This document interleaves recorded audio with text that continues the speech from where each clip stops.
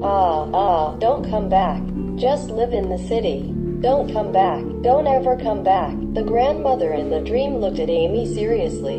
As soon as I wake up, Amee feels very strange about this dream. Maybe it is daydreaming and dreaming at night.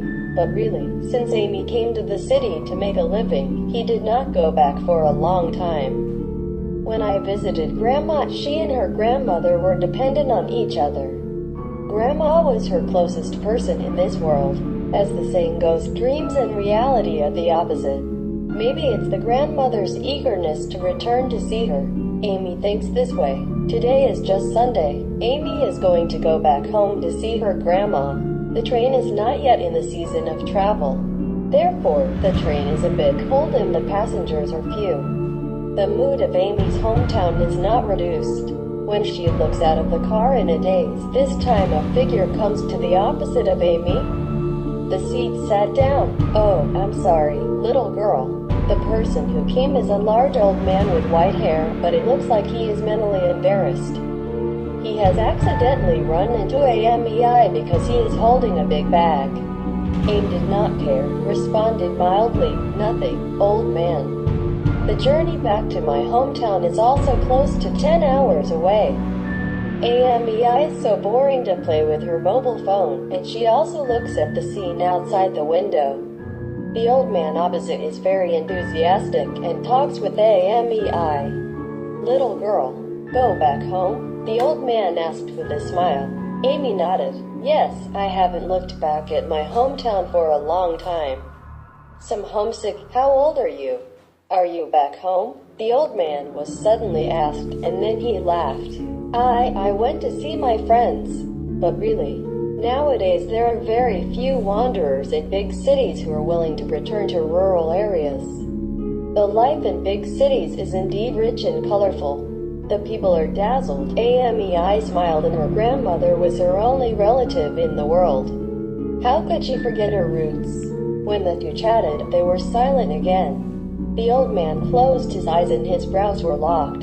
It seemed that there was something wrong. Box lunch, beer, instant noodles.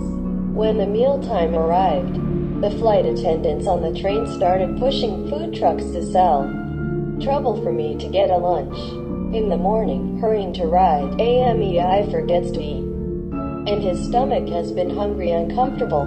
The uncle across the street also opened his eyes and asked, what are some lunches for the flight attendants? Potato roast beef, braised chicken pieces, and sweet and sour pork ribs. The flight attendants introduced the type of lunch to the uncle. Who knows? This old man frowns and asks, is it all embarrassing? The flight attendants were also amazed. What, old man, are you a vegetarian? Facing the flight attendants' seemingly disrespectful words. The grandfather did not show dissatisfaction and explained, attendant, I'm not in good health and can't eat leeks, so would like to ask, is there any vegetables? The old man's words made the flight attendant helpless. Obviously, he had never encountered such a situation. Grandpa, in this case, I advise you to buy a bucket of instant noodles to eat. Amee savored the sweet and sour pork ribs and watched the old gentleman who was eating the opposite. Curiosity asked Grandpa, do you have 3 heights? Who knows that? The old man smiled and laughed. Stupid boy, I deceived the flight attendant. I am a monk, so I can't eat it. Seeing that old man looked unbelievable. The old man turned around and looked around. Seems to be looking for something. Suddenly he whispered, little girl, you see, opposite the man, listening to what the old man said.